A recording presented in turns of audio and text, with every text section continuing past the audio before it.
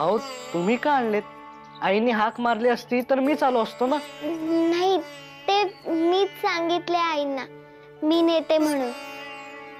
आपण दिवसभरात बोललो नाही ना एकमेकांची, म्हणून. हो, मी आज फार आनंदात आहे, कारण आपल्या गावात शाळा सुरू झाली, तीही बायकांसाठी. आणि तीही जबरदस्तीने नव्हे तर बऱ्याच बायकांना खरोखरच रस आहे शिकण्यात. म्हणून तर विरोधाला न जुमानता त्या पुढे आल्या. हे मोठेच यश आहे. कालची स्पर्धा हे नुसते निमित्त. का तुम्हाला आनंद नाही झाला? झाला ना, पण इतरही काही गोष्टी आहेत. म्हणजे? तुम्ही रागावू नका, पण काही गोष्टींचा विचार करून मी शिकायचे नाही असे ठरविले आहे. काय? अहो असे विपरीत काय बोलताय? गावातले आणखीन काही लोक या गोष्टीने अस्वस्थ आहेत.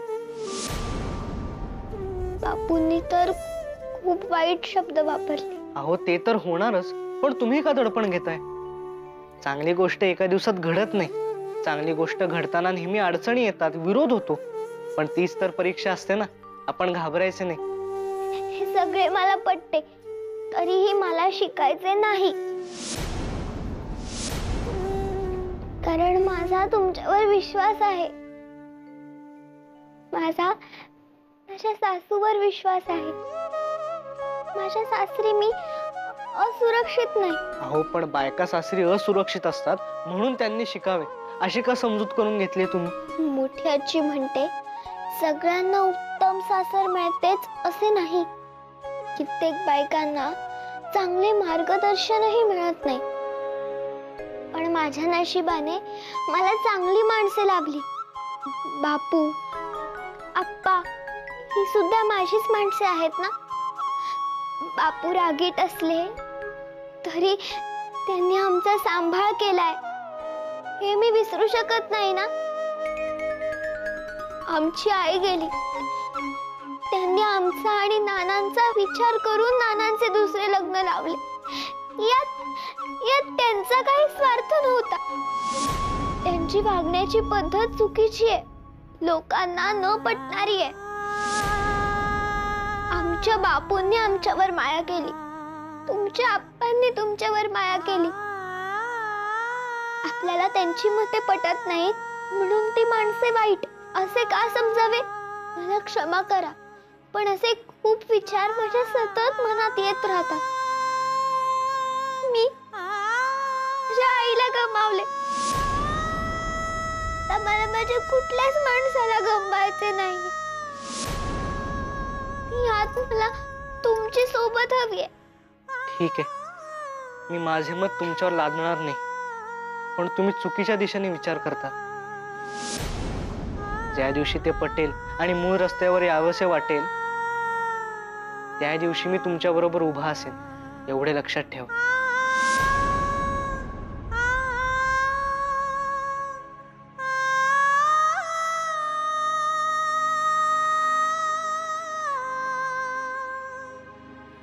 यशोदा यशोदा माया माऊली.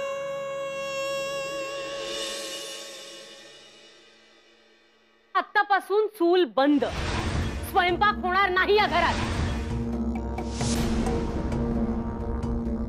बापू, आईने सांगितले की बापूंचा होकार नाही तर घरात स्वयंपाक नाही. अरे घरात स्वयंपाक नाही तर बायकाही उपाशी राहणार नाहीत का? नाही, त्या सगळ्यांनी तुम्हाला आवडत नाही ती रताळ्याची खीर करून खाल्ली.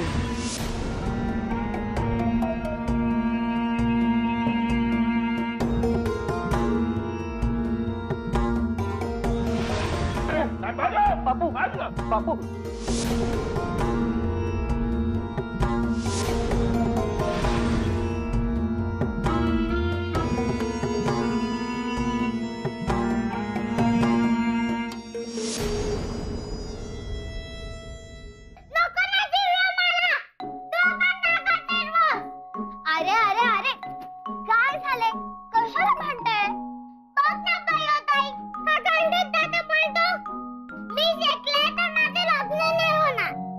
मी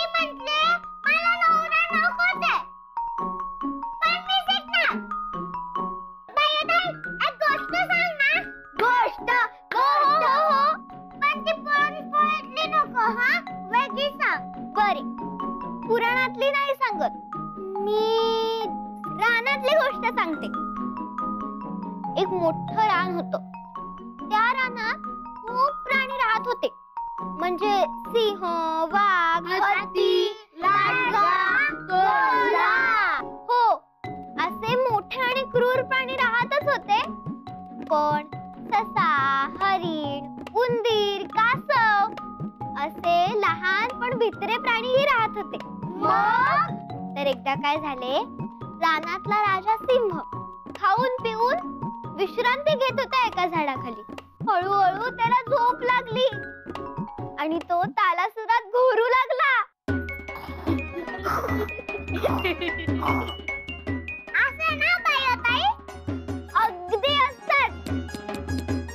मग काय झालं, सिंहाच्या गोरण्याच्या आवाजाने एक पिटूकला उंदीर त्याच्या बिळातून बाहेर आला. पाहिले की सिंह झोपलाय. उंदीरच तो, त्याला थोडी मौज करायची लहर आली. मग त्या उंदराने हळूच सिंहाच्या शेपटीला हात लावला. पण सिंहाला झोप लागली होती. त्याला काही सुद्धा कळले नाही. उंदराची धिटाई वाढली. मग तो हळूच सिंहाच्या अंगावर चढून बागडू लागला. त्याला मोठी मौज वाटू लागली. मग काय, त्याचे धाडस वाढले. त्याने आपली शेपूट सिंहाच्या नाकात घातली. तशी सिंहाला खूप मोठी शिंक आली. तो जागा झाला. त्याला घाबरलेला उंदीर दिसला.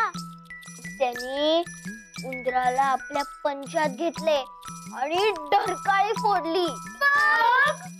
उंदीर गयावया करू लागला. महाराज महाराज, कृपया मला मारू नका, मला मारू नका. एक ना एक दिवस मी तुमच्या कामी येईन, मला सोडा. तसा सिंह म्हणाला, एवढा मोठा, तू एवढासा, ते चुकला, तू काय माझ्या कामी येणार. तसा उंदीर म्हणाला, असे म्हणू नका महाराज. देवाने प्रत्येकाला असे काहीतरी कौशल्य दिलेले असते. माझा उपयोग होईल तुम्हाला. मग सिंह म्हणाला, ठीक आहे, बघू, मग सोडतो तुला आता. तेव्हा त्यांनी उंदराला सोडून दिले.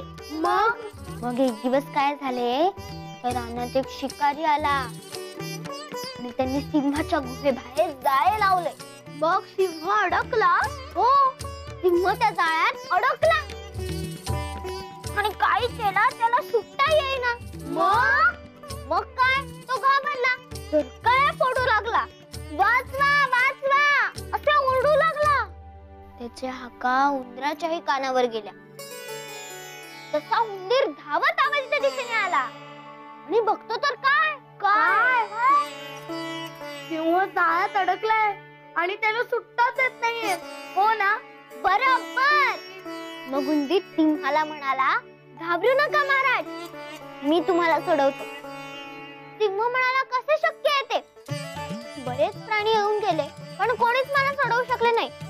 तू तर पेटवला उंदीर. तसा उंदीर म्हणाला, महाराज आता पहा माझी करामत. मग काय केलं त्यांनी? आपल्या अणकुचीदार दातांनी आणि देवाने दिलेल्या कौशल्याचा वापर करून त्या उंदराने जाळे कुरतडून टाकले. मग सिंह सुटला. हो, सिंह सुटला आणि म्हणाला, खरेच जगात कोणीच मोठे आणि लहान नसते. आणि ते दोघे मित्र झाले.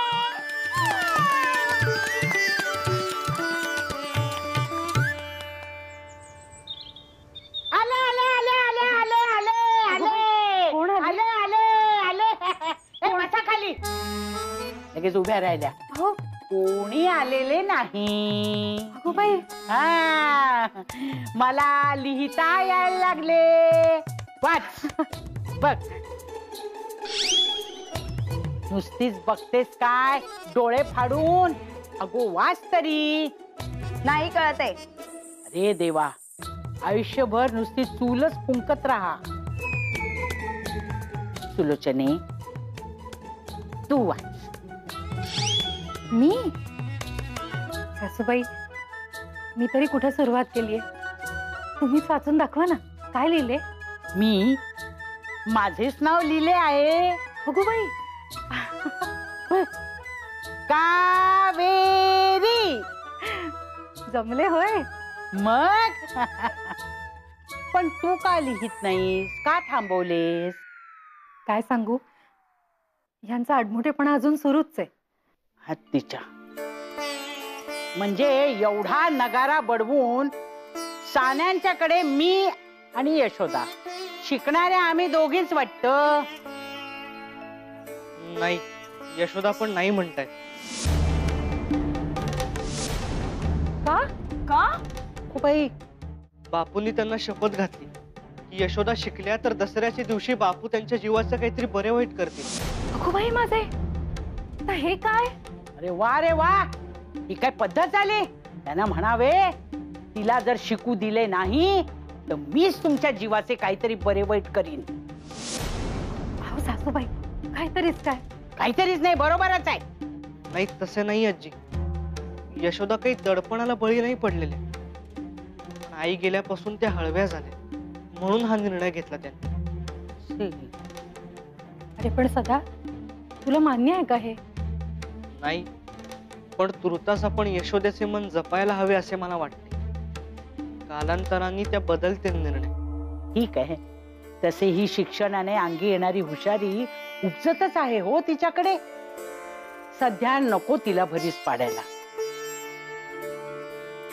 पुढे पाहू केव्हा तरी. या वयात तिच्याकडे भरपूर हुशारी आहे.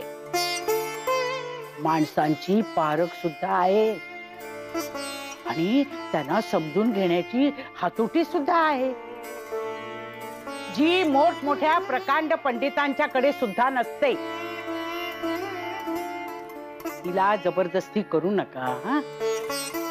पण त्या आखूड शिंग्या नारायणाला, जे तुझ्या बापाला, समजवा, शंकर सारखा वागू नको म्हणावे. सुलोचनेला शिकू दे. हो. काय हो?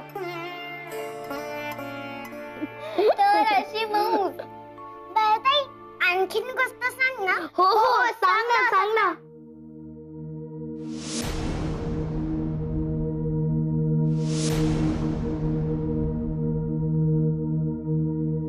अरे, मला बघून गप्प का बसलात? बोला बोला, तुम्ही पण बोला वाकडे. पण लक्षात ठेवा, त्या रुक्मिणीच्या नादाने तुम्ही बहकलात तर हा बापू तुम्हाला कायमचा अंतरेल. दसऱ्याच्या दिवशी मी नाही नाही, असे काही नाही होणार. मुलांनो, तुम्ही जा, बाहेर खेळायला जा. हो.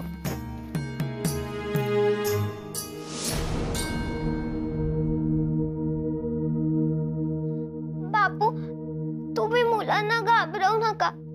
त्यांना या सगळ्याचा अर्थ नीटचा कळत नाही. मला सुद्धा पूर्ण नाही कळलंय, पण मला एवढं माहितीये की तुम्ही माझे आजोबा आहात. घरातल्या कोणालाच मला गमवायचं नाहीये. उत्तम, पण त्यासाठी माझी एक अट पाळावी लागेल तुला. शिकणे बंद. हो, नाही मी शिकणार. ही काळ्या दगडावरची रेख. पण मुलांना आता असे काही सांगू नका बापू. लहान आहेत ती, त्यांच्या मनात कायमची भीती बसेल. मुलांच्या मनावर कायम दडपण राहिले तर ते कोमेजून जाते. मी वागणार आहे ना तुम्ही सांगताय तसे. मग झाले तर.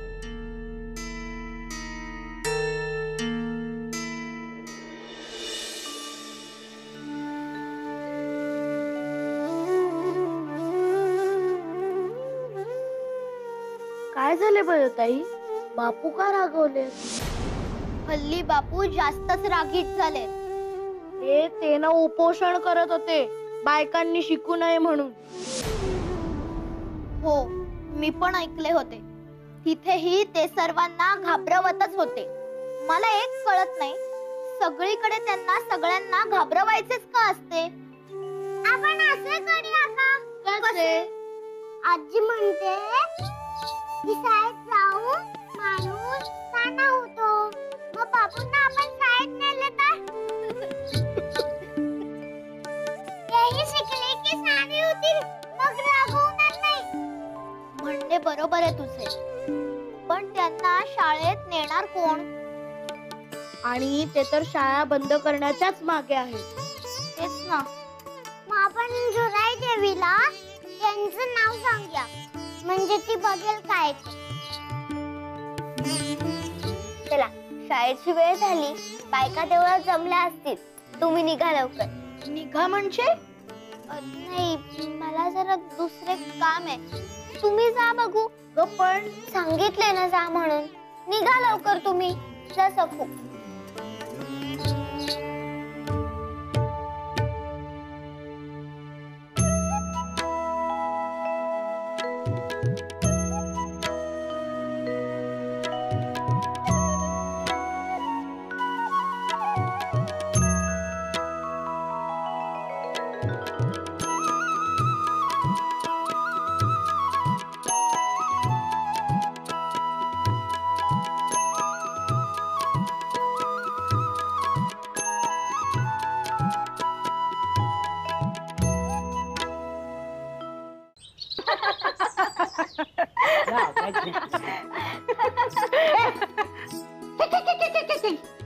फिरायला काय झालं? आज दसरा आहे, सणवार आहे, आज श्रीखंड करायचे आहे. होय.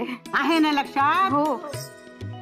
सुलोचने, शिंक्यावरचे दही काढ बर. आणि पंचामध्ये चांगलं घोटून घे. हा, व्यवस्थित चांगलं. आणि गोदे, केशराची काडी दुधामध्ये बुडवून ठेव, घोळवून घे चांगलं. हा?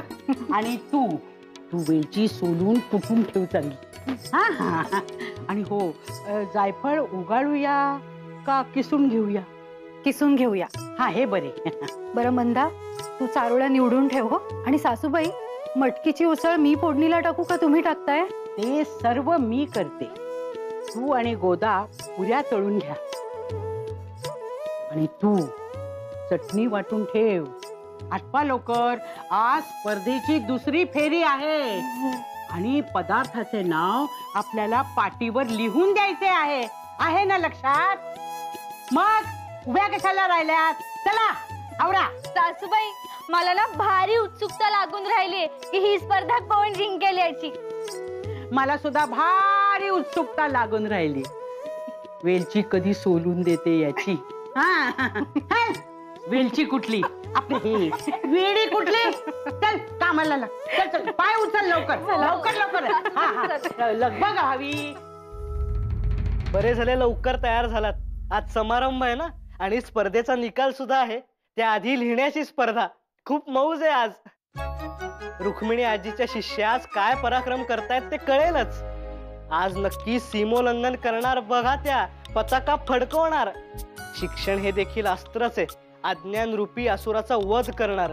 हो, खरे तर या स्पर्धेच्या निमित्ताने गावात ना, काय म्हणता तुम्ही ते, आमूलाग्र बदल होणार आहे. अहो, आमूलाग्र नाही, आमूलाग्र बदल म्हणा बरे. आमूलाग्र. आमूलाग्र. आमूलाग्र. आमूलाग्र. बरोबर. आमूलाग्र बदल म्हणजे मुळापासूनचा बदल. अगदी खरे. तो बदल झाल्यामुळे गावातल्या बायकांमध्ये एक वेगळीच चैतन्य आले आहे. हो, आणि ते महत्वाचे आहे, कारण मला वाटते कुटुंबाचं पोषण करता हा बाप असतो, पण कुटुंबाला वळण आणि भावनेचा आधार देते ती आई. जेव्हा शिक्षित होते तेव्हा आपोआपच सारे कुटुंबही शिक्षित होते. अगदी खरे. आणि या साऱ्याचे श्रेय यशोदा तुम्हाला जाते. मला? पण ते कसे? आप्पा आणि रघु काका कोणाची बायको सुगरण यावरून वाद घालत होते, तेव्हा ही स्पर्धेची कल्पना तुमच्या डोक्यात आली आणि ती साऱ्यांनी उचलून धरली. अहो, साऱ्यांचे श्रेय आहे हे, पण तुम्हाला तुमच्या बायकोचेच कौतुक. पण आहेच ते खरे. परचुऱ्यांच्या आणि सान्यांच्या दोघांच्याही घरात तुम्ही खूप बदल घडवून आणलात. आपल्या प्रेमाच्या मंत्राने वसुलीच्या कामात तुम्ही जो निराळेपणा आणलात, त्यामुळेच त्र्यंबक आजोबा बदलले. माझी अंधाराची भीती तुमच्यामुळेच कमी झाली. नाना आणि धाकट्या आई मधला दुरावा तुमच्यामुळेच कमी झाला. जादूच आहे ही. खरे म्हणजे प्रत्येकाकडे असते ही जादू, देवानेच दिलेली असते. पण आपण विसरतो, चांगले वाईट ओळखायला चुकतो. पण मी माझ्या मुलांना सारे शिकवणार आहे आणि ही जादू विसरू नका असंही सांगणार आहे. बरोबर ना? हो.